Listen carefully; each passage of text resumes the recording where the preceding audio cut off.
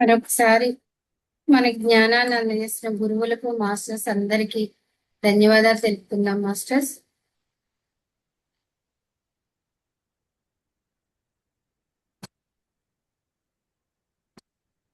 Masters మనం 19వ అధ్యాయం వరకు చదువుకున్నామండి. ఈ రోజు 20వ అధ్యాయం.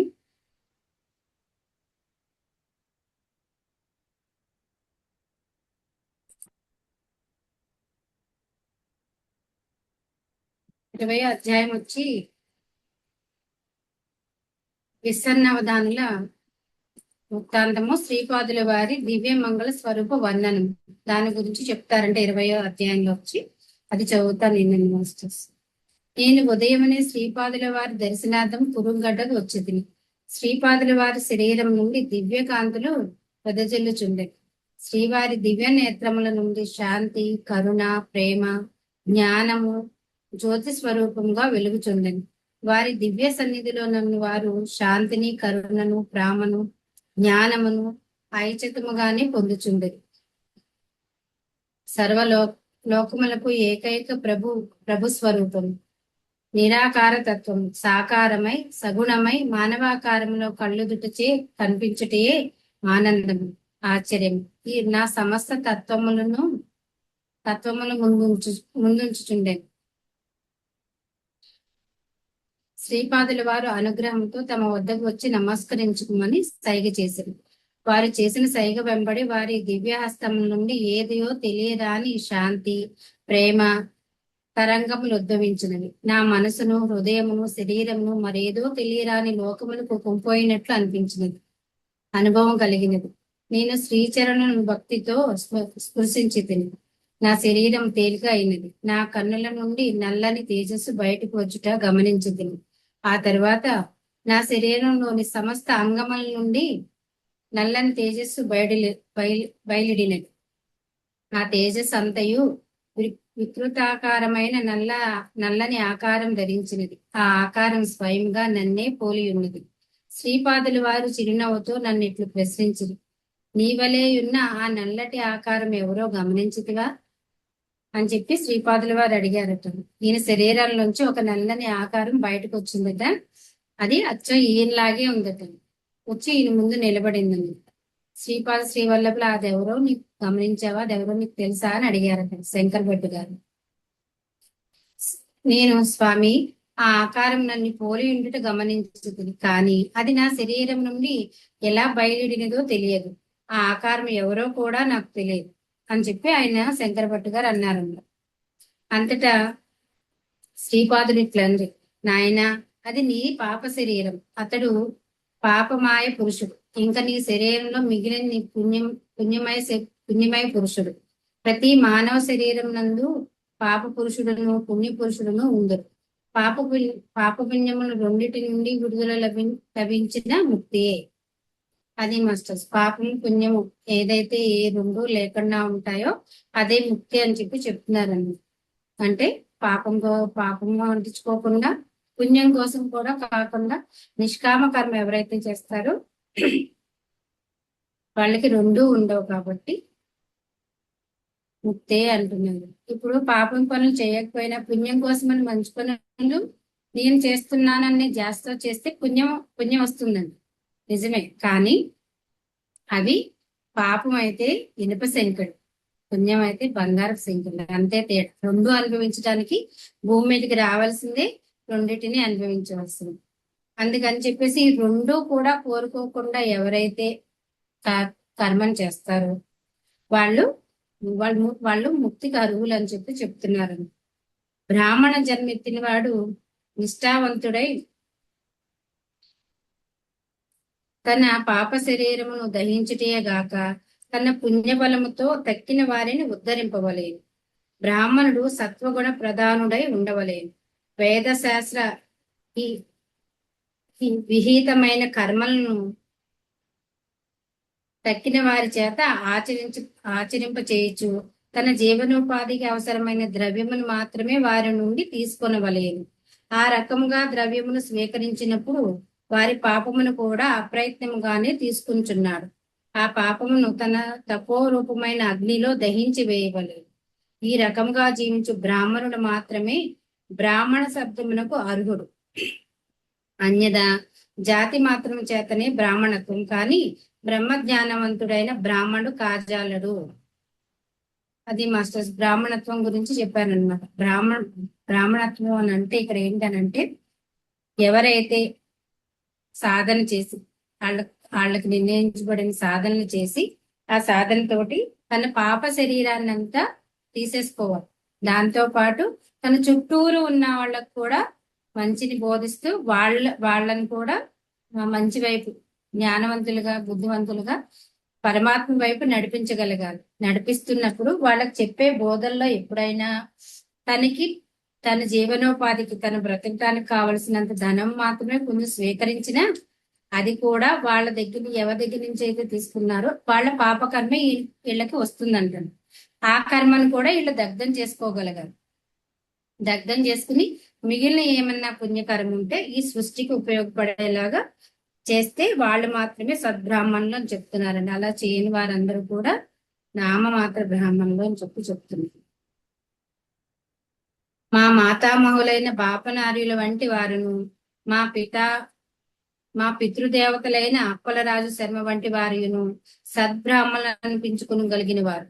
మా పితామహి మా మాతామహి రాజమాంబయును, మా మాతృదేవి సుమతి మహారాణియు పరమ పవిత్రులు. అటువంటి వారి స్మరణ మాత్రం చేతనే జీవుల శరీరం నందలి వేల వేల పాపమును తక్షణం పలాయనం చిత్తగించదు. ఈ మాటలు పలికిన శ్రీపాదుల వారు క్షణకాలం మౌన ముద్ర వహించారు. చేతి వేళ్లతో తమ భూమధ్యమున తాకి తమ కుడి హస్తమును చాచిరి. వారి అరిచేయి నుండి ప్రకాశవంతమైన వెలుగు ఉద్భవించింది. తక్షణమే హోమమునకు కావలసిన పవిత్ర వస్తువు ఉద్భవించింది. ఆయన ఇలా చెప్పిన తర్వాత ఆయన మౌనంగా చేతి వేళ్లతో భూమధ్యమున అంటే త్రికూటముని తాకి తర్వాత ఆయన కుడి చేయి చాపగానే హోమానికి కావలసిన అవసలన్నీ వచ్చినాయి.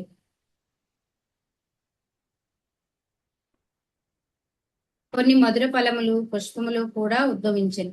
తదుపరి కాంచనము, రజతము ఉద్భవించింది. ఆ తదుపరి నవరత్నములు ఉద్భవించింది. ఆ తదుపరి దివ్యాగ్ని ఉద్భవించింది. నా నుండి వెలువడిన పాప పురుషుడు మహాభయకంపితుడైన అరుచుచుండెను. శ్రీపాదుల వారు తమ నేత్రములు కదలికతో ఆ పాప పురుషుని దివ్యాగ్ని యందు పడి దగ్ధం కావలసినదని ఆజ్ఞాపించింది. వాడు అయిష్టంగానే ఆ అగ్ని యందు పడేను. నా శరీరం అంతటా మంటలోద్భవించింది. ఆ పాప పురుషుడు ఎవరైతే నల్లని ఆకారం బయటకు వచ్చిందో శంకర భట్టు గారి నుంచి, అది హోమాగ్నిలో పడిపోమని స్వామి ఆజ్ఞ చేశారట. కానీ అది హోమాగ్నిలో పడిపోగానే బయట ఏదైతే సాక్షిగా నుంచొని చూస్తున్నారో శంకర భట్టు గారు, ఆయన శరీరానికి కూడా అగ్ని మంటలు అంటుకుంటే ఎలాంటి మంట పుడుతుందో అలాంటి మంట పుట్టిందంట మాస్టర్స్. నేను దహింపబడుచున్నాను, రక్షింపుడు అని అర్చిచుంటిని. శ్రీపాదుల వారి దివ్య నేత్రముల నుండి కాంతి తరంగం ఒకటి నన్ను తాకినది. నా శరీరము శీతలమయ్యాను. హోమాగ్ని పాప పురుషుల్ని కాల్చివేసినది. నా శరీరం నందు రకరకమైన విద్యుత్తులు ఉద్భవించింది. నా కుండలి జాగృతమొకటను గమనించదు. నా నాడీ స్పందన ఆగిపోయాను. హృదయ స్పందన కూడా ఆగిపోయాను. నేను మహాసమాధి స్థితిలోను జారుకుంటున్నాను. అర్థమైపోగానే నేను వంటలో విద్యుత్ కాంతులు లాంటి ఉద్భవించిందని చెప్పి భావన కలిగింది. దాంతో పాటు కుండలి జాగృతమైందని చెప్పేసి అనిపించిందంట. దాంతో నాడీ స్పందనలు అలాగే హృదయ స్పందన కూడా ఆగిపోయినట్టు ఆయనకి అనిపించి మహాసమాధి స్థితిలోకి వెళ్ళిపోయారు. మధ్యాహ్న సమయం అయినది. ఆనాడు గురువారం. శ్రీపాదుల వారు స్నానం ఆచరించి భక్తజన పరివేష్టితులై ఉండే. భక్తజనులు సమర్పించిన భిక్షాన్నము శ్రీపాదుల వారు తమ దివ్య హస్తంతో స్పృశించిరి. తమ కమండలం నుండి జలములను భక్తజనులపై ప్రోక్షించిరి. అష్టదిక్కుల యందు తమ అన్నమును బలిగా నిచ్చిరి. అష్టదిక్కుల యందు కొంత అన్నమును బలిగా నిచ్చిరి. కోటి కోయలలు కమ్మని స్వరంతో నన్ను పేరు పెట్టి పిలిచిరి. అందరినీ భోజనం చేయమని ఆజ్ఞాపించిరి. నన్ను తమ వద్దకు సమీపముగా రమ్మని ఆదేశించిరి. క్షణకాలము కనులు మూసుకుని తిరిగి కన్నులు తెరిచి నా వైపు తమ విశాల దృక్కులను సారించిరి. వారి చేతిలో రజిత పాత్ర ఒకటి ఆవిర్భవించినది. దాని నిండుగా హల్వా అని పిలువబడు ఉత్తర దేశ వంటకం ఒకటి ఉన్నది. అది శ్రీపాదుల వారికి ఇష్టపాత్రమైన వంటకం. శ్రీపాదులు ఇట్లంది, శంకరభట్టు నన్ను నా భక్తులు తమ భక్త పార్వశంతో బంధించిన నేను నిష్కల్మషమైన భక్తి శ్రద్ధలకు మాత్రమే బద్ధుడను. శెట్టిగారి ఇంట వారి ధర్మపత్ని వెంకట సుబ్బమాంబ ఈ వంటకు నా నిమిత్తమై తయారు చేసి నేను ఆరగించిన తదుపరి మాత్రమే భోజనం చేసినదని ప్రతిజ్ఞ పూనినది. అది మాస్టర్స్. ఆయన చేయి చాచగానే ఆయన చేతిలోకి రజత పాత్రం అంటే ఒక వెండి గిన్నె వచ్చిందంట. ఆ వెండి గిన్నె నిండా హల్వా అని పిలువబడే ఒక పదార్థం దాంట్లో ఉందట. అది ఎవరు పెట్టారు అని అంటే పీఠికాపురంలో ఉన్న సుబ్బయ్య శెట్టి గారి భార్య ఎవరైతే ఉన్నారో ఆవిడ వండి ఆయనకి నైవేద్యంగా పెట్టింది ప్రసాదం. అది ఆయన తింటే గాని ఆవిడ తినను అని చెప్పేసి అని భోజనం చేయకుండా కూర్చున్నారని చెప్పి చెప్తున్నారన్నమాట. వారి మనమరాలు లక్ష్మీ వాసవి నా చేతికి రక్షాబంధనము కట్టినది. నా భర్త జాతకమునందు మరక యోగం ఉన్నదని జ్యోతిష్కులు అనుచున్నారు. నీకు నేను రక్షాబంధనము కట్టిన మాట యథార్థమేనని నీవు నా ఈ ప్రసాదము స్వీకరించి నన్ను సుమంగళిగా ఆశీర్వదించవలసినది ఆశీర్వదించవలసిందని పట్టుబట్టి నిరసన దీక్ష చేపట్టినది. ఎవరైతే సుబ్బయ్య శెట్టి గారు మనవరాలు ఉన్నారో ఆవిడ వాసవి, లక్ష్మీ వాసవి, ఆవిడ పేరు లక్ష్మీ వాసవి అండి. ఆవిడ ఈయనకి రక్షాబంధన కట్టి అంటే రాఖీ కట్టి ఆయన జాతకంలో ఏదో బాగాలేదు, నేను రాఖీ కట్టిన మాట నిజమే అయితే నన్ను సుమంగళిగా ఆశీర్వదించమని చెప్పేసి పట్టుబట్టి కూర్చుంది. నాకు వేరే గతి ఏమున్నది? చిరంజీవి లక్ష్మీ వాసవని లక్ష్మీ సౌభాగ్యవతిగా ఆశీర్వదించి పుష్పములను గాజులను కుంకుమను ప్రసాదించింది. మా అమ్మమ్మ వెంకట సుబ్బమాంబ ప్రేమతో తయారు చేసిన హల్వాను నా వెంట తెచ్చిది. ఈ మధుర ప్రసాదం అనేక జన్మల నుండి సంప్రాప్తమగుచుండిన మహాపాతకములను నిర్మూలించును. నా భక్తులు ఇంట నాకిడిన ప్రసాదము సూక్ష్మ కిరణముల ద్వారా స్వీకరించుటగలదు.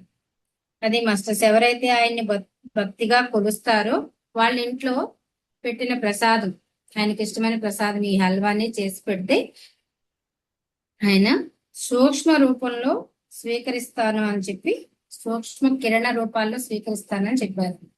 కానీ ఇక్కడ మాత్రం స్వయంగా ఆయనే వెళ్ళి తీసుకుని తెచ్చుకున్నారు ప్రసాద్. ఎందుకు అనంటే వాళ్ళకి అంత వాత్సల్య భక్తి, అంత ప్రేమ ఉన్నది కాబట్టి. అంత ప్రేమగా మనం కూడా ఉండగలిగితే నిజంగానే స్వామి వచ్చి తీసుకుంటారు. ఇది నిజం. అందుకని నమ్మకము, భక్తి, శరణాగతి ఉంటే ఏ కాలంలో అయినా ఎప్పుడైనా ఎవరికైనా స్వామి దర్శనం ఇస్తారు. ఆ మాట చెప్పడం కోసమే ఇది చెప్తున్నారు. అయితే శెట్టిగారి ఇంట వండినది మహాప్రసాదం కావున నేను స్వయంగా భౌతికంగా స్వీకరించి ఉంటుంది. నీవును ఈ ప్రసాదము స్వీకరించవలసినది అని శ్రీపాదులందు. ఆ ప్రసాదము యొక్క మాధుర్యమును వర్ణించుట ఎవరి తరము? ప్రసాదమునందు కొంత భాగము పైకి విసిరేది. అది నభోమండలంలో ఎచ్చటికో పోయేది. మరికొంత ప్రసాదము తన అరిచేతిలో కొంత జార విడిచిరి. ఆ ప్రసాదము భూతల మొగుటకు ముందే అచ్చట భూమి బ్రద్దలై ప్రసాదముకు దారి ఇచ్చింది. ప్రసాదము లోనికి పోయిన తదుపరి భూమి యందు ఏర్పడిన పగులు యథాస్థితికి వచ్చాను. కొంత ప్రసాదం పైకిస్తే నభోలోకంలో పైన లోకాలకు వెళ్ళిపోయిందట నా ప్రసాదం. ఇంకొక ప్రసాదం కిందకి భూమి మీదకి జార విడిస్తే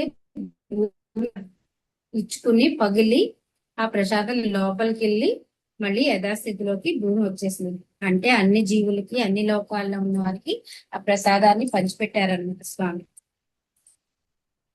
అచ్చటున్న అచ్చటనున్న ప్రసాదమును తక్కిన భక్తులకు కూడా పంచిరి. శ్రీపాదులు వారు ఎవరిని నిరాశపరచరు.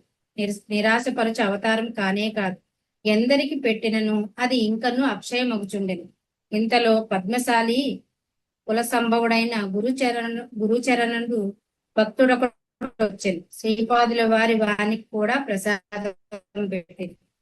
ఈ రచిత పాత్రను ఆ కృష్ణా నదిలోనికి విసిరివేయమని దాన్ని కృష్ణా నదిలోకి విసిరివేయమని. తరువాత శ్రీపాదుల వారి ఇట్లంది, పద్మశాలీలు మార్కండేయ గోత్రం వారే కారణాంతరమున మాంసభక్షకులయ్యిరి. నా సన్నిధిలో కారణము లేని కార్యము జరగనేరదు. గురుచరణ ఎన్నో రోజుల నుండి నాకు ప్రసాదమును నైవేద్యంగా పెట్టుచు శ్రీ గురు చరణంలే సర్వదా శరణు శరణు అనుచు పవిత్ర జీవనము గడుపుచున్నావు. ఈనాడు శ్రీ గురు కరకమలముల నుండి మహాప్రసాదమును పొందగలిగితివి. శంకర భట్టునకు గురుతత్వమును గురించి నీకు తెలిసినంత విశదపరచుము.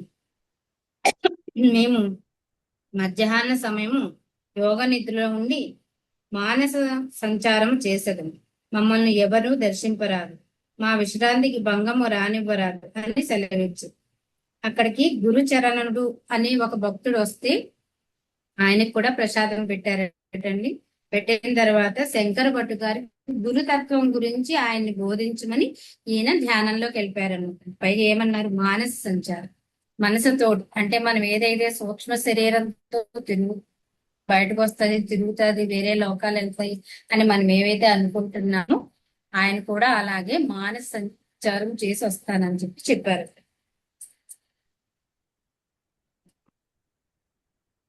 ఇక్కడ ఒకటి గమనించారా మాస్టర్స్, ఇది వరకు శంకర భట్టు గారిలో నేను బ్రాహ్మణుణ్ణి, నేను వేద పండితుణ్ణి అనే కించంత గర్వం ఉండేది కొంచెం. అందుకని చాలా మంది చేత నేను అయ్యో నేను ఇంట్లో ఇలా భోజనం చేస్తాను, నేను వీళ్ళ చేత చెప్పించుకుంటున్నాననే ఫీలింగ్ ఉండేది. మెల్లమెల్లగా స్వామి ఆయన దర్శనానికి వచ్చేటప్పటికి అదంతా లోపల నుంచి అంతా పోయేటట్టు చేశారు. మధ్యలో చాలా జరిగిన ఆ అధ్యాయాలన్నిటిలో మనం చదువుకున్నాం. ఇప్పుడు చూడండి, ఈయన ఎవరు అంటే, ఈ గురుచరణుడు అనే ఆయన ఎవరు అని అంటే పద్మశాలి. అంటే బంగారు, గోల్డ్ స్మిత్ అంటాం కదా, బంగారు పనులు ఎవరైతే చేస్తారు. బహుశా నేను వాళ్ళే అని అనుకుంటున్నాను, సారీ మరి నాకు తెలీదు, వాళ్ళే అయి ఉంటారు.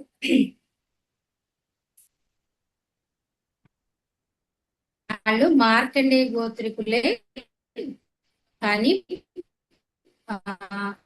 కాలాంతరంలో వాళ్ళు ఇది వరకు బ్రాహ్మణులతో సమంగా ఉండేవారు అనమాట.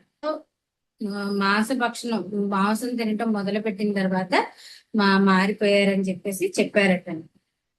తర్వాత ఎంత గొప్ప గోత్రమో చూడండి, మార్కండేయ గోత్రికులే అంటే వారందరూ అలా. అందుకని ఆయన చేత గురుతత్వం గురించి తెలుసుకోమని స్వామి చెప్పారు.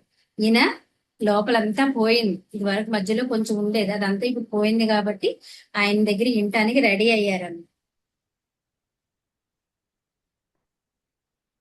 శ్రీ గురుచరణుడు అనేది వాడు మహాభక్తుడని కలియుట నిజంగా శ్రీగురుని సంకల్పమే. అతడు యోగ మార్గములో పరిణితి చెందినవాడు. అతనిని ఇట్లు ప్రశ్నించితిని, అయ్యా శ్రీపాదుల వారి తత్వము నాకు తెలియజేసి ధన్యులను కావింపుడు. అంతటా శ్రీచరణుడు ఇట్లని, అనంత కోటి బ్రహ్మాండములు సృష్టి స్థితి లయలు పొందించు మహాసంకల్పం ఏదైతే ఉన్నదో అది నిరాకార నిర్గుణతత్వమే. సాకార సగుణ స్వరూపమై పూర్వము శ్రీ దత్తునిగా అవతరించి ప్రస్తుతము ఈ యుగమున ఈ కాలమున శ్రీపాద శ్రీవల్లభ రూపము దాల్చినది. వారి నరాకారముగా భావించుట మహాదోషము. వారు నరాకారముగా తోచు నిరాకారులు, సగుణముగా తోచు నిర్గుణములు, ఒక దేవతా స్వరూపముగా తోచు సర్వదేవతా స్వరూపములు. ఆయన ఒక దేవతగా కనిపిస్తున్నారు కానీ ఆయనలో సర్వదేవతలు ఉన్నాయని చెప్పి చెప్తున్నారండి. అన్ని యోగ మార్గములను గమ్యము సృష్ట్యాది నుండి మహారుషులు తమ తమ సాధన విశేషముల వలన సాక్షాత్కారం పొందిన దేవతా స్వరూపములన్నయు శ్రీవారి యొక్క దివ్య రూపములే. ఋషులు ఎవరైతే సాధన చేసి తపస్సులు చేసి ధ్యానాలు చేసి దేవతల్ని ప్రసన్నం చేసుకున్నారో, ప్రత్యక్షమయ్యారో, వాళ్ళకి ఆ దేవతలన్న స్వరూపాలన్నీ కూడా దత్త స్వరూపాలే అని చెప్పి చెప్తున్నారని. పూర్వకాలం నందు ఋషులకు అనేక దివ్య శక్తులు ఉండేటివి. వశిష్ఠుడు అవ్యక్తముగా యజ్ఞములు చేయవాడు. అవ్యం అక్కర్లేకుండా యజ్ఞమును చేయ విధానము విశ్వామిత్రుడు, జమదగ్ని అని వారు అనుసరించేవారు. తమ స్వామి సర్వసమర్థులేనని ఒక కర్మను చేయటం గాని, చేయకుండా ఉండటం గాని, వేరే విధముగా చేయటం గాని ఆ కర్మ యొక్క రహస్యమును ఎరిగిన వాడే, అనగా ఆ మంత్ర రహస్యమును ఎరిగిన వాడే సమర్థుడగును. శ్రీపాదులు వారు సర్వసమర్థులు అయితే కర్మ రహస్యమును ఎరిగిన వారు గనుక ఆయా వ్యక్తుల ఎడల వారు ప్రవర్తించే విధానంలో వ్యత్యాసం కనిపించును. అది మాస్టర్స్. ఏదైనా గాని మనం ఏ స్వామిని, చాలా మంది ఒకే దేవుణ్ణి పూజిస్తారు, కానీ కొంతమంది జీవితం ఒకలాగా, కొంతమంది జీవితం ఒకలాగా ఉంటుంది. ఇక్కడ అదే చెప్తున్నారు. అందరూ దత్తాత్రేయుని పూజించారు, శ్రీపాద శ్రీవల్లభుని పూజించారు అనుకోండి, కానీ ఆ వ్యక్తుల గుణగణాలను బట్టి, వాళ్ళ కర్మలను బట్టి ఈయనిచ్చే ఫలితం వేరువేరుగా ఉంటది. అదే ఇక్కడ చెప్తున్నారనమాట. ఆ వ్యక్తుల ప్రవర్తన ఎలా ఉంటే దాన్ని బట్టి ఇచ్చే ఫలితం కూడా, ఆయన చెప్పే మంచి కూడా అలా ఉంటదని చెప్పి, వ్యత్యాసం ఉంటదని చెప్తున్నారు. బాపనార్యులు గాని, నరసింహవర్మ గాని, వెంకటప్పయ్య శెట్టి గాని విచిత్ర యోగ సంపన్నులు అని అన్ని శక్తుల్లోనూ ప్రేమ శక్తి శ్రేష్టమైనది, సర్వశ్రేష్టమైనది. దాని ఉన్న శక్తి అనంతమైనది. వారు ముగ్గురికి ఈ శ్రీపాదుల వారి ఎడల వాత్సల్య భక్తి మెండు. వారు తమ ప్రేమ భక్తితో ఫలానా కార్యమును సుసంపన్నం చేయమని శ్రీపాదుల ఎదుట మంకుపట్టు పట్టగలరు. శ్రీపాదుల వారు కూడా తల వంచక తప్పదు. శ్రీపాదుల వారు ప్రతి స్త్రీలోనూ తమ మాతృశ్రీని దర్శింపగల సహజ స్వభావం, సహజ వాత్సల్యంతో ఎవరైనను శ్రీపాదుని దివ్య శిశువుగా భావించి ఆరాధించెదరో, శ్రీపాదుల వారు కూడా వారి ఇండ్లలో శిశువుగానే ప్రవర్తించెదరు. ఇక్కడ వారి 3 కుటుంబాల గురించి చెప్పారు. వాళ్లతో పాటు వాళ్ళు ఎంత ప్రేమగా స్వామిని కొలిచారో, నమ్మకంగా కొలిచారో, మనం కూడా అంత నమ్మకంగా ఆయన దివ్య శిశువు, ఆయన పరమాత్మని నమ్మి కొలిస్తే మన ఇంట్లో కూడా ఆయన శిశువుగా, అంటే చిన్నపిల్లాడుగా తిరుగుతారు అని చెప్పి చెప్పారన్నమాట. మీకు తాడేపల్లి రాఘవాచార్యులు అని చెప్పి ఉన్నారని చెప్పి చెప్తారు కదండి ఆయన గురించి. ఆయన బాలా త్రిపుర సుందరి దేవిని పూజించేవాడు. ఆయన ఆరాధ్య దేవత ఎవరంటే ఆవిడని. ఎప్పుడు ఆవిడ జపమే, ఆయనతో ఆవిడ జాస్లోనే ఉండేవారన్న. వాళ్ళ ఇంటికి ఎవరైనా శాస్త్రి గారిని కలవటానికి వెళ్తే గనక ఆయన ఏ ధ్యానంలోనో లేదంటే ఏదో అనుష్ఠానం చేసుకుంటూనో లోపల ఉంటే, ఒక చిన్న ఒక 4 ఏళ్ళు 5 ఏళ్ళు పాప లేదంటే 6 ఏళ్ళు ఉన్న పాప పట్లంగా జాకెట్ వేసుకుని గుమ్మం దగ్గర నిలబడి ఉండేదండి. వచ్చిన వాళ్ళకి ఆయన లేరు, అనుష్ఠానం చేసుకుంటున్నారు, తర్వాత రమ్మని చెప్పేదారు. చెప్తే వాళ్ళు మళ్ళీ వచ్చిన తర్వాత ఎవరో ఒక చిన్న పాప ఇలా చెప్పిందండి, మీ పాప మీ మనవరాలా ఇలా అడుగుతారు కదండి. ఆయనకి ఏమి అర్థమయ్యేది కాదండి, వాళ్ళ ఇంట్లో అంత చిన్న పాప ఎవరు లేరు. తర్వాత మెల్లమెల్లగా ఆయనకి అర్థమైందంట, ఆ బాలా త్రిపుర సుందరి వచ్చిన వాళ్ళకి అలా సమాధానం చెప్తుంది అని చెప్పేసి. ఆయన ఎంత నిష్ఠగా, ఎంత నమ్మకంతో పోలిస్తే ఆ అమ్మ అంత చిన్నపిల్లగా వాళ్ళ ఇంట్లో తిరిగిందంటారు. అంత భక్తి ఉంటే మన ఇంట్లో కూడా ఈయన దివ్య శిశువుగా భావించి పూజించగలిగితే మన ఇంట్లో కూడా అలా చిన్నపిల్లలాగా తిరుగుతారు అని చెప్పి చెప్తున్నారండి. అలాగే దత్తుడే డెంబేస్వామి అని అంటారు కదండి. ఇప్పుడు ఈ చరిత్రలన్నీ బయటకు వచ్చినాయి అని అంటే దానికి కారణం ఆ డెంబేస్వామి. ఆయన వాసుదేవానంద సరస్వతి ఆయన పేరు. కానీ మహారాష్ట్రీయన్స్ అందరూ ఆయన్ని డెంబే స్వామి అంటారు. ఆయన మరాఠీలో, సంస్కృతంలో ఉన్న వాటిని మరాఠీలో రాశారనమాట. గురు చరిత్ర, శ్రీపాద శ్రీవల్లభ చరిత్ర, దత్తాత్రేయుల గురించి అంతా బయటికి చెప్పింది ఆ స్వామి. ఆయన ఎప్పుడు దత్త నిష్టలోనే దత్త పూజలే చేస్తూ ఉండేవాడు. ఆయన ఆయన దగ్గర 3 సంవత్సరాల పిల్లాడు ఉంటే ఎలా ఉంటాడో, తెల్లగా బుద్ధిగా ఒక 3 సంవత్సరాల బాబు పక్కన నడుస్తూ కనిపించేవాడట అందరికి. అందరూ ఆయన వాళ్ళ అబ్బాయి ఏమో అని అనుకునేవారట. చాలా మంది అడిగేవారంటే, మీ పక్కన నడిచి బాబు ఎవరు, ఇప్పుడు కనిపించలేదే, ఇందాక కనిపించాడే, చాలా బాగున్నాడు, ముద్దుగా ఉన్నాడు అని చెప్పి. ఇందకి ఆయన 3 సంవత్సరాల బాబు ఎంతైతే ఉంటాడో అంత దత్త విగ్రహాన్ని పూజించేవారు. ఆ విగ్రహం ఇప్పుడు కూడా ఉందండి. టెంబే స్వామి గారి మహాసమాధి నర్మదా నది దగ్గర గరుడేశ్వర్ అని చెప్పేసి, బరోడా దగ్గర ఒక ఊరు ఉంది, నర్మదా నది పక్కన ఆయన మహాసమాధి ఉంది. అక్కడ ఈ విగ్రహం ఇప్పుడు కూడా ఉంది. అక్కడికి వెళ్ళి ఎవరైనా పూజారులు చూపించమంటే ఆ విగ్రహాన్ని చూపిస్తారు. అది 3 సంవత్సరాల పిల్లాడు ఎంత హైట్ ఉంటాడో అలా అంత ఉంటుంది అనమాట. అందుకని అంత బాబుగా అందరికి కనిపించేవాడటండి ఆయన. ఎప్పుడు అదే ధ్యాసలో ఆయన్ని పూజించి ఆయన గురించి ఆలోచిస్తూ ఆయన ధ్యాసలోనే ఉన్నందుకు అలాగా నిరాకార రూపమైన పరమాత్మ అంటే విగ్రహం రూపంలో ఆయన దగ్గర ఉన్నారు. ఆయనే పిల్లల అందరికి కనిపించారు కదా అండి సాకార రూపంలో. అదనమాట. అదే అలాంటి దాని గురించి ఇక్కడ కూడా చెప్తున్నారంట. ఇదే మహామాయ. యోగులు జ్ఞానులు పదే పదే వల్లించి చెప్పడి నిర్గుణ నిరాకార పరబ్రహ్మము దివ్య శిశువుగా పీఠికాపురంలో దివ్యలీలలు చూపుట తర్కమునకు అందని విషయం. దైవము వేద శాస్త్రముల అధ్యయనము ద్వారాను, యోగ మార్గముల ద్వారాను, జ్ఞాన మార్గం ద్వారాను లభించడి అభిప్రాయంతో సాధన చేయవారులకు ఆయా మార్గముల ద్వారా మాత్రమే లభించును. దైవానుభావంగా శాస్త్రముల ద్వారా ప్రమాణీకరించవచ్చును. ఒక్కొక్కప్పుడు శాస్త్రములకు అతీత మార్గము కూడా దైవానుభవము కలిగించవచ్చును. ఇక్కడ అది మాస్టర్స్. ఒక దైవాన్ని మనం పూజించాలన్నా, ఆయన దర్శనం కావాలన్నా కొన్ని వేద శాస్త్రాలు మనకు అధ్యయనం చేపిస్తారు, చెప్తారు. ఇలా ఉంటది, ఇలా యోగ మార్గాలు ఉన్నాయి, కొన్ని మార్గాలు ఉన్నాయి కదండి, ఇవన్నీ చెప్తున్నారు కదా. అదే మంత్ర జపము, పూజ, నామస్మరణ ఇలాంటివన్నీ చెప్తున్నారు కదా, ధ్యానము. ఇవన్నీ ఏ పద్ధతుల్లో స్వామిని ఎవరైతే ఎలా పూజిస్తారో వాళ్ళకి ఆ మార్గాల్లో ఆ స్వాములు దర్శనమిస్తారు.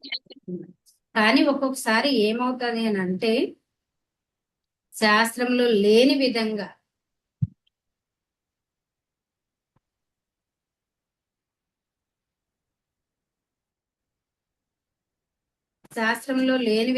అంటే అది శాస్త్రంలో ఇలా ఉంటదని చెప్పి ఎక్కడా లేదు.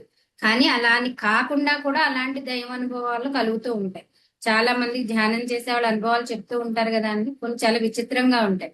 ఆ అనుభవాలన్నీ ఏ శాస్త్రంలోనూ లేనివే అన్నమాట. ఒకరికి కలిగిన అనుభవం ఇంకొకరికి కలగదు, వాళ్ళకి మాత్రమే కలుగుతుంది. అలాంటి అనుభవాలు కూడా కలగవచ్చు అని చెప్తున్నారు. అలాంటి అనుభవాలు కలిగినాయి అని వాళ్ళు అబద్ధం చెప్తున్నారని కాదు, అలాంటివి కూడా ఉంటాయి అని చెప్తున్నారు. దైవము సర్వ సర్వత్రా సర్వత్రేయుడు. శ్రీపాదుల వారి లీలలు అతర్కములు, అశ్రుతపూర్వములు. అంతటా నేను ఇట్లాంటి అయ్యా, మీకు శ్రీపాదుల వారి దర్శనము ప్రప్రధానముగా ఏ విధముగా లభించను? ఆ కథా ప్రసంగం చేసి నన్ను తరింపచేయుడు అని శంకర భట్టు గారు అడిగారటండి.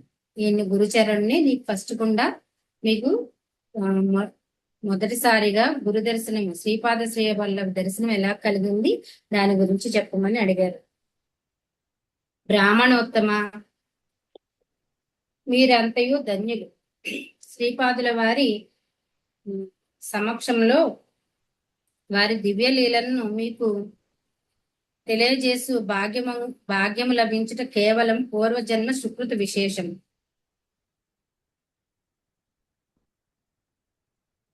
మీరు మిక్కిలి శ్రీగురుని వాయిద్యము, కరుణ కటాక్షము నేను దైవభక్తి గల కటాక్షములు. నేను దైవభక్తి గల కుటుంబంలో జన్మించదు. చిన్నతనము నుండి నేను మా కులదైవము దత్తప్రభువుగానే కొలుచుచుంటును. కుటుంబమునందు ఆర్థిక చింతలు మెండుగా నుండెను. దత్తప్రభులు వారికి ఎంత వేడుకున్నను నా కష్టములు తీరలేదు సరికదా, ముక్కుటముగా కాజొచ్చును. కొంతమంది పెద్దలు, నీకు దత్తప్రభు అనుగ్రహం లేదు, నీవు కులదైవముగా మరొక దైవముని ఎంచుకొనమని పూజించమని, నీ కష్టములు తీరవచ్చునని సలహా ఇచ్చారు.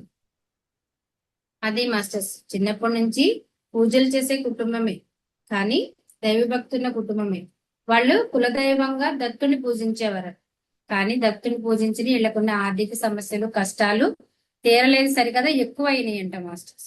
అందుకని పక్కనున్న వాళ్ళ సలహాలు ఏమి ఇచ్చారు అని అంటే, దత్తుడు మీ కులదైవం అయినా కానీ నీ కష్టాలు తీరట్లేదు కాబట్టి దేవుణ్ణి మార్చేసుకోమని సలహా ఇచ్చారు.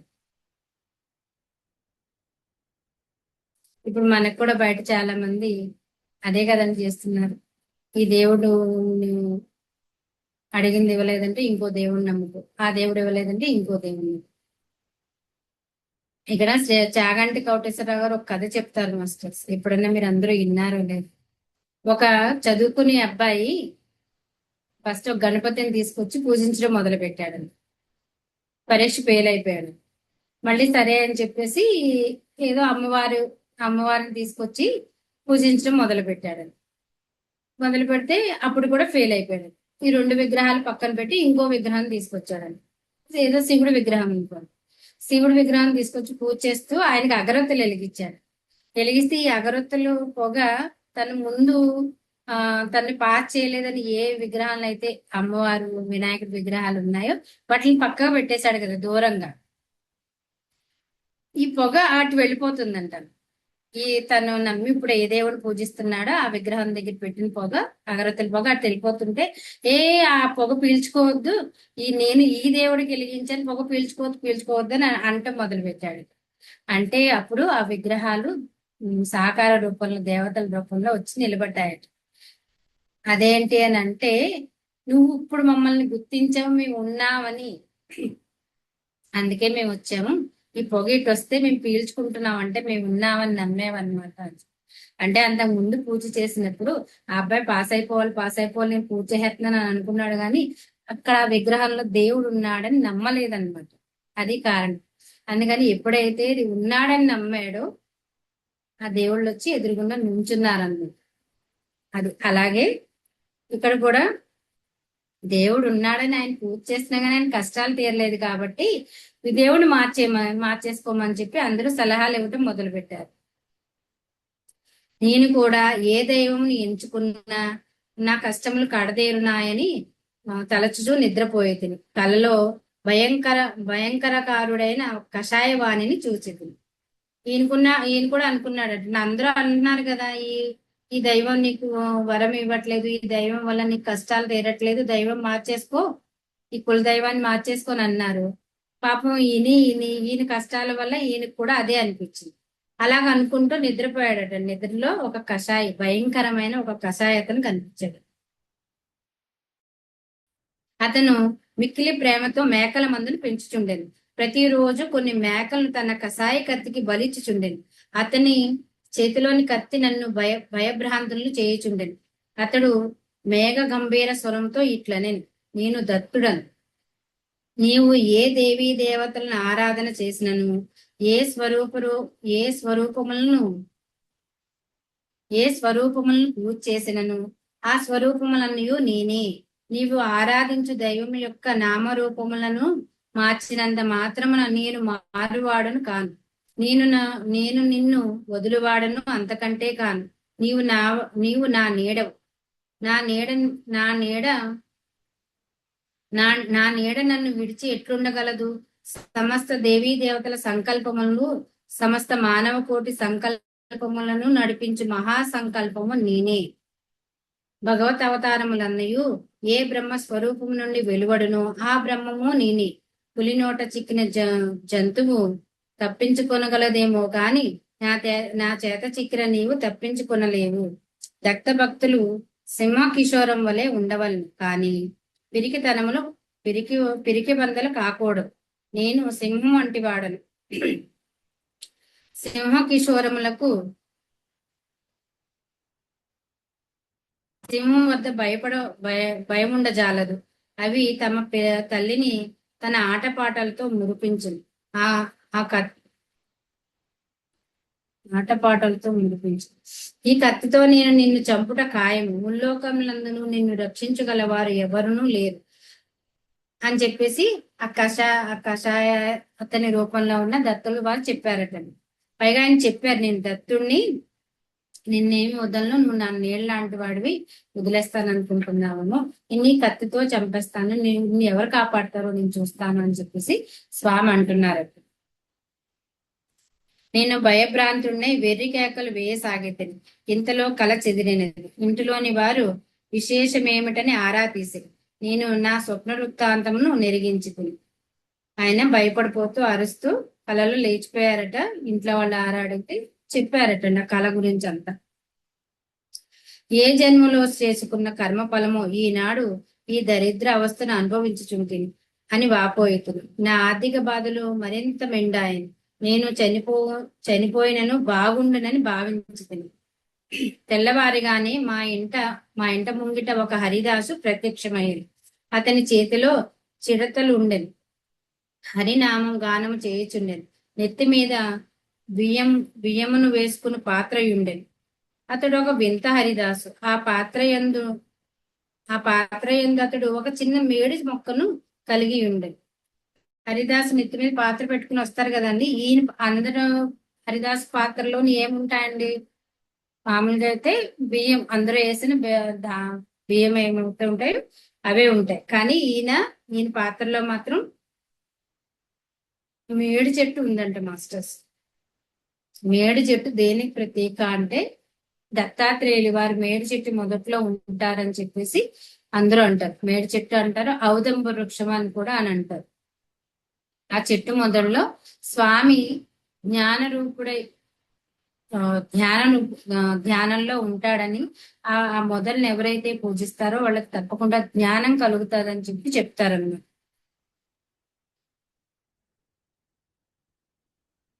హరిదాసు ఇంట ముంగిట నిలిచినప్పుడు బియ్యము వేయకపోవట అశుభ సూచక మందు. అందుచేత ఇంటిలో బియ్యం ఏమైనా ఉన్నవా అని వెతకుచుండగా గుప్పెడు నూకలు కనిపించినవి. ఆ హరిదాసు ఆ గుప్పెడు నూకలను స్వీకరించి ఇట్లా, అయ్యా, నిన్న రాత్రి ఒక కషాయవాడు గురుచరణుడు అనే దత్త భక్తుడిని హత్య చేసినాడు. చిత్రం ఏమిటనగా ఆ మనిషి ప్రాణములు శరీరం నుండి విడివడి ఈ మేడి మొక్క యందు నిలిచినవి. ఔదంబర వృక్ష మూలమున దత్తాత్రేయులు వారుందరని ప్రమాణం. ఈ మొక్క సామాన్యమైనది కాదు. గోదావరి మండలమున శ్రీ పీఠికాపురమును మహాక్షేత్రము గలదు. అచ్చట శ్రీపాద శ్రీవల్లభుడని మారువేషమున స్వయంభూ దత్తుడు తిరుగుచుండునని ప్రతీతి. శ్రీవల్లభుల వారి మాతామహాగృహమున నుండి ఔదంబర వృక్షం యొక్క సంతతి ఈ మొక్క నీ ఇంట నాటి సర్వ శుభములను పొందు. నాకు తల తిరిగిపోయినట్లయింది. నేను ఇట్లాంటి, అయ్యా, గురు చరణుడు అనేవాడ నేనే. నేను హత్యకు గురి కాలేదు. నేను దత్తభక్తుడనే. నేను స్వప్నమున కషాయ వాణిని చూచితిని. అతడు తన కత్తితో నన్ను సంహరించదనని చెప్పినాడు.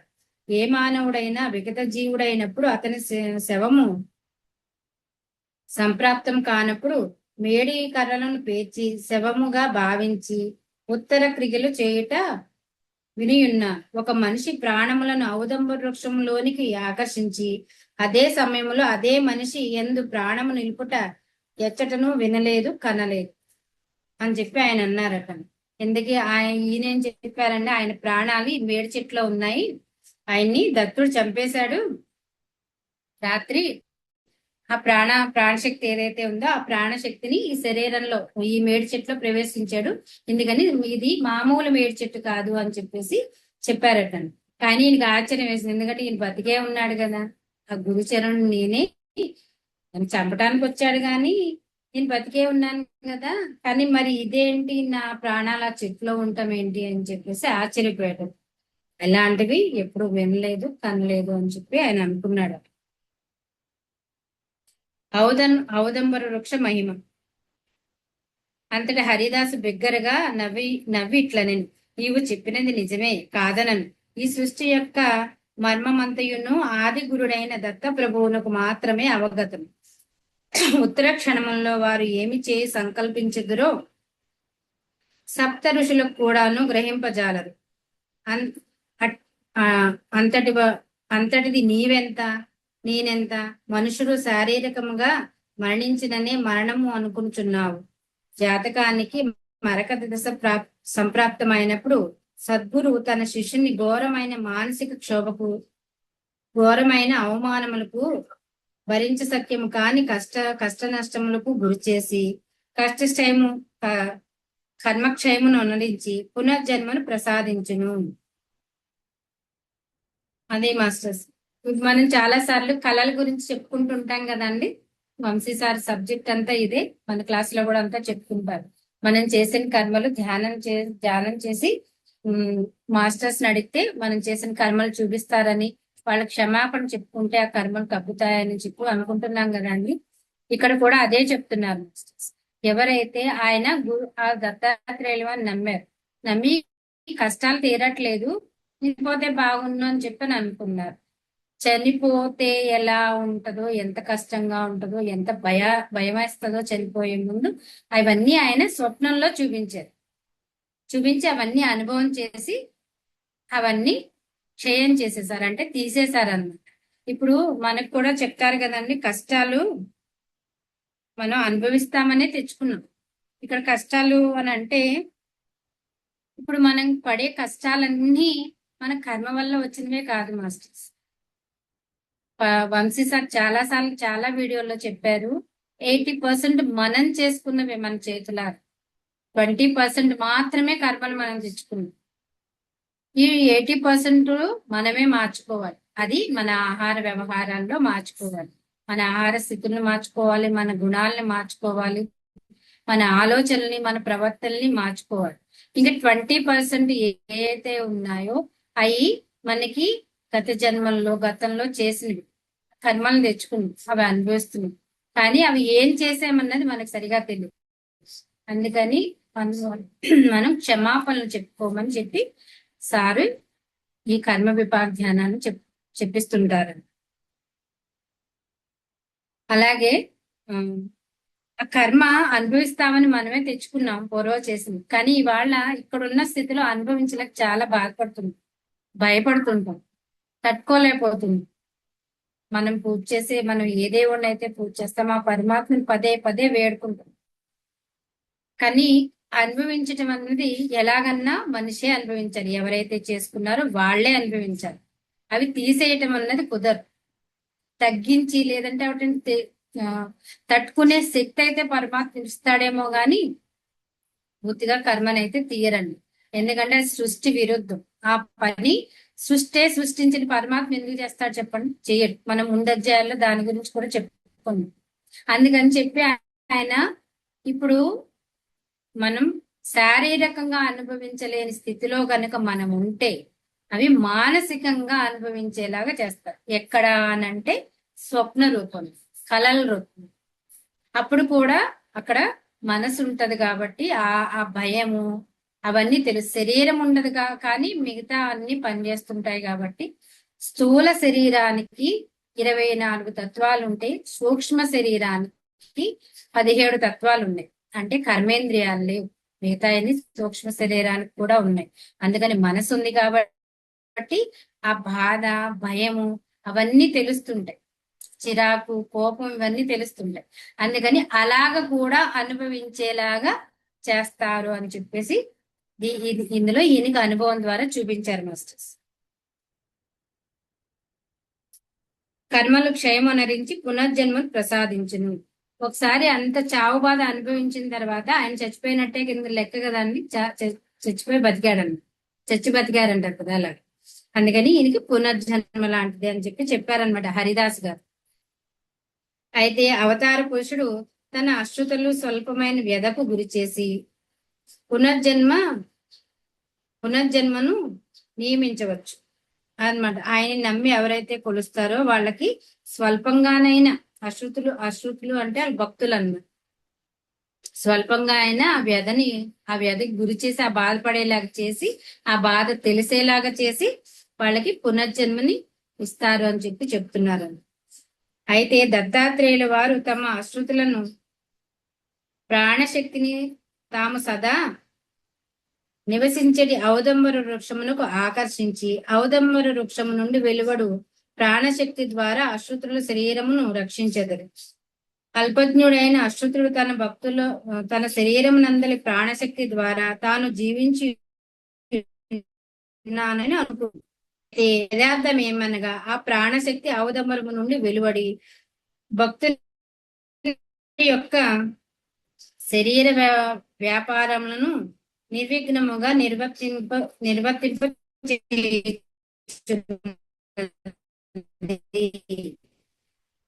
అది మాస్టర్. దీని ప్రాణశక్తి ఏదైతే ఉన్నదో ఆ ప్రాణశక్తి అవధం అయితే ఉన్నదో అది ప్రాణంలోకి వచ్చి ఈ వ్యాపార పనులు ఏమైతే ఉన్నాయో భౌతికమైన పనులు, శరీరంతో చేసే పనులు అవన్నీ కూడా నిర్వర్తిస్తారు. అందుకని వాళ్ళు ఏమనుకుంటారంటే నేను బతికే ఉన్నాను అని అనుకుంటారు. మరకత దశ తొలగిన తక్షణము ఔదంబరం నుండి వెలువడు ప్రాణశక్తి భక్తుని యందు సుప్రతిష్టమైన మరికొంత కాలము ఆ భక్తుడు జీవించవచ్చు. మరకత అంటే జాతకాల్లో చెప్తుంటారు కదా అండి, మధ్యలో అనుకోకుండా ఏమన్నా ప్రమాదాలు జరగటం, చనిపోయేంత ప్రమాదాలు జరుగుతాయి అది ఇదని చెప్తుంటారు కదా, అలాంటిదని. అందుకని అది ఆ దశ దాటిన తర్వాత మళ్ళీ యథాస్థితిగా జీవుడు ప్రాణశక్తి ఏదైతే ఉందో అది మళ్ళీ ఔదంబర వృక్షం నుంచి వచ్చి ఈ జీవుల్లో ఈ శరీరంలోకి వచ్చేస్తే ఆ జీవుడు ఆ భక్తుడు ఎవరైతే ఉన్నారో ఆయన ఇంకొంతకాలం బతుకుతారట. ఔదంబరం నుండి ఎంత ప్రాణశక్తి వెలువడినను అది పరిపూర్ణముగానే ఉండదు. దానికి కారణము శ్రీ దత్తాత్రేయుల వారి ప్రతి ఔదంబర వృక్ష మూలమును సూక్ష్మ రూపముగా ప్రతిష్ఠితులై ఉండుటయే కారణం. నాకు హరిదాసు చెప్పినదంతయు ఆశ్చర్యముగా నుండెను. కృష్ణదాసు అని పేరు కలిగిన మాలదాసరి తన దారి వెంట వెడిలిపోయేది. ఆ హరిదాసు ఎవరైతే ఉన్నారో ఆయన పేరు కృష్ణదాసు గారట. ఆయన ఇవన్నీ చెప్పేసి ఆయన దారంటే ఆయన వెళ్ళిపోయారు. నేను ఔదంబరమును మహాప్రేమతో భక్తితో మా ఇంటి పెరటినందు పెంచసాగితిని. కొలది దినములు మామూలుగానే గడిచిపోయింది. మా దూర బంధు ఒకడు బట్టల వ్యాపారం చేయవాడు. అతడు వృద్ధుడైపోయాడు. అతనికి పిల్లలు లేరు. నా యందు అతనికి అవధ్యమైన ప్రేమ కలిగినది. అతడు నా ఇంటనే నివసించుట మొదలు పెట్టాను. నాకు కొంత ధనము నొసంగి పట్టుబట్టల వ్యాపారం చేయమని సలహా ఇచ్చింది. అతడు కూడా మా ఇంటనున్న ఔదంబరమునకు ప్రదర్శనములు చేయుట, మహాభక్తితో దత్తప్రభువుని ఆరాధించుట మొదలిడని. మా ఇంట ఏమి ఇబ్బందులు ఉన్నాయని అనుకుంటేమో అవన్నీ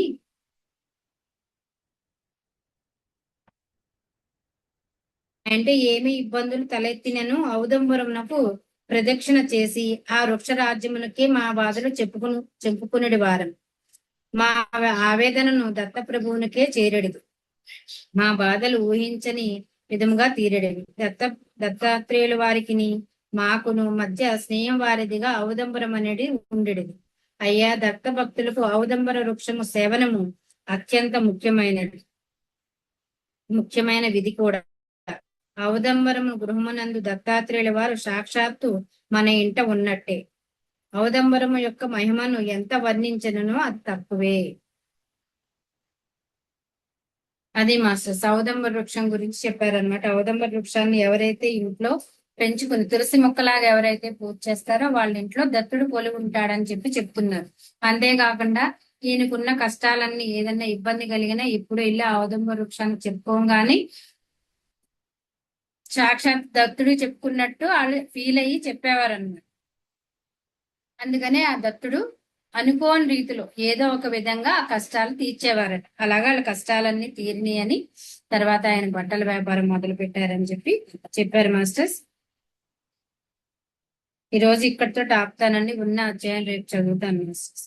ఇక్కడ శరణాగతి గురించే చెప్తున్నారు మాస్టర్. పరమాత్మ ఉన్నాడు అని నమ్మాలి, నమ్మి పూజించాలి. అంతేగాని ఏదో మామూలుగా పూజ చేసేయటం, మన ఇంట్లో ఆచారంగా వస్తుందని చెప్పి దీపం వెలిగించేసి దండం పెట్టుకోవటం ఇలాంటివి చెయ్యొద్దు. నమ్మకంతో పూజ చేయండి. పరమాత్మ ఎప్పుడు మీ వెంటే ఉంటాడని ఈ కథలో మనం తెలుసుకున్నాము మాస్టర్స్. మిగతాది కూడా రేపు తెలుసుకుందాము. నమ్మకం గురించి ఒక చిన్న మాట చెప్తానండి. ఇది చాగంటి కోటేశ్వరరావు గారు చెప్పింది. వెంకటేశ్వర స్వామి తిరుపతి కొండల మీద తిరుగుతున్న టైంలో ఒక బోయవాడు, అంటే ఆ అడవికి సంబంధించిన అటవీ మనుషులు ఉంటారు కదండి, ఒక ఆయన దుంపల్ని సేకరించి దుంపల్ని ఉడకబెట్టి అందులో తేనె కలిపి ఆయనకి ప్రసాదంగా నైవేద్యంగా పెట్టేవారండి వెంకటేశ్వర స్వామి. ఆ గుడి వాళ్ళందరూ ఒక చోట ఒక చెట్టు కింద ఏదో ఒక దేవుణ్ణి అని పెట్టుకుంటారు కదా అండి, వెంకటేశ్వర స్వామిని అని పెట్టుకుని అక్కడ పట్టుకెళ్ళి పెట్టేవారట మొగుడు పళ్ళం. వాళ్ళకి ఒక కొడుకు కూడా ఉన్నాడండి. ఒక రోజు దుంపలు ఉడకబెట్టిన తర్వాత తేనె చూస్తే తేనె అయిపోయింది. అయిపోతే అయ్యో తేనె లేదు స్వామికి పెట్టడానికి, నడు మన ఇద్దరం తేనె తీసుకొద్దామని పిల్లాడిని పిలిచి, చిన్నపిల్లాడు అన్నమాట, పిల్లాడిని పిలిచి నువ్వు ఈ దుంపలు చూస్తూ ఉండు, తేనె లేదు, తేనె పట్టుకుని వస్తాం అమ్మా నేను అని చెప్పి వాళ్ళు అడవిలోకి వెళ్ళారు. తేనె తీసుకురావడానికి టైం పడుతుంది కదండి, అడవిలో లోపలికి వెళ్ళి తీసుకురావాలి కదా. ఈ లోపల మధ్యాహ్నం అయిపోయింది. ఆ అబ్బాయికి ఆకలేయటం మొదలు పెట్టింది. మొదలు పెడితే అమ్మ నాన్న ఇంకా రావట్లేదు. ఎప్పుడో వాళ్ళ నాన్న ఏం చేస్తారు, వాళ్ళ అమ్మ వాళ్ళ నాన్న స్వామికి పెట్టి వాళ్ళు తీసుకొచ్చి వాళ్ళు ఈ అబ్బాయికి పెట్టి వాళ్ళు కూడా తింటూ ఉంటారు అవే దుంపలు. ఆ విషయం తెలుసు, స్వామి తింటాడా తినడా అన్న విషయం ఆ అబ్బాయికి తెలియదు. పైగా ఎక్కడ ఉంటాడు అన్నది కూడా ఆయనకి సరిగా తెలియదు, చిన్నపిల్లాడు కదా అండి. సరే అని చెప్పి ఆకలేసేస్తుంది, వాళ్ళ అమ్మ నాన్న ఇంకా రావట్లేదు.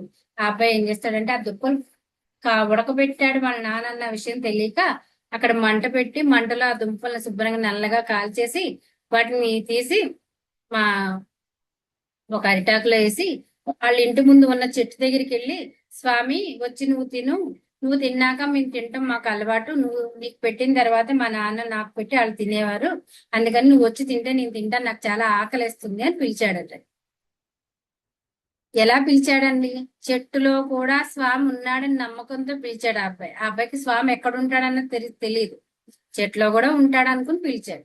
మరి పిలిచినప్పుడు ఆ నమ్మకాన్ని నిలబెట్టే బాధ్యత దైవాందే కాబట్టి ఆయన వెంకటేశ్వర స్వామి వచ్చి ఆ దుంపలు కొన్ని తిని వెళ్ళిపోయాడు. మిగిలిన దుంపలు ఈ అబ్బాయి తినేశాడు, ఆకలిస్తుంది కదా పాపం, తినేశాడు. తర్వాత వాళ్ళని అమ్మాళ్ళ నాన్న తేరు పట్టుకుని వచ్చారు. దుంపలేరా అని అడిగితే స్వామి కొన్ని తిన్నాడు, ఆకలిస్తుందని మిగతా కొన్ని నేను తినేశాను అన్నాడు. అరే నేను దుంపలు తేనె కలిపి పెడదాం స్వామికని ఉంచాను, నువ్వు తినేసావా అని కోపంతో ఆయన చేతిలో ఉన్న కత్తి ఎత్తాడండి పిల్లాడు మీద. ఈ లోపల ఆ చెట్లో వచ్చి వెంకటేశ్వర స్వామి చెయ్యి వచ్చి ఈ తండ్రి చెయ్యి పట్టుకున్నట్టండి, కత్తి ఎత్తిన చెయ్యి పట్టుకున్నాడు స్వామి. పట్టుకుని అవును నిజంగానే నీ కొడుకు చెప్పింది నిజమే, నేనే వచ్చి తిన్నాను అని చెప్పేసి స్వామి చెప్పాడు. అంటే ఇక్కడ ఎంత నమ్మకమో చూడండి. వాళ్ళ నాన్న ఎక్కడో అక్కడ ఉన్నాడు దేవుడు అని అక్కడ పట్టుకెళ్ళి తేనేసి ఇవన్నీ పెట్టి ఏదో నైవేద్యం పెట్టాను అని చెప్పి దేవుడికి పెట్టామని చెప్పి అది ప్రసాదంగా తెచ్చుకుని తిన్నారట. కానీ ఈ అబ్బాయి ఇవన్నీ తెలియదు, అమాయకమైన ప్రేమ. కానీ స్వామి ఉన్నాడని నమ్మకం, తింటాడని నమ్మకం. అందుకని అంత ప్రేమగా పెడితే ఆయన తిన్నాడు, వచ్చి తిన్నాడని అంత నమ్మకంగా ఉండాలి మాస్టర్స్. ఈ గురుచరణ్ కూడా వాళ్ళు ఎంతమంది ఎంత చెప్పినా అనిపించినా కూడా స్వామిని వదలకుండా పట్టుకున్నాడు కాబట్టి స్వామి ఆ రూపంలో వచ్చి కాపాడాడని. ఓకే మాస్టర్స్, ఇంతవరకు ఓపికగా విన్నందుకు మీ అందరికీ ధన్యవాదాలండి.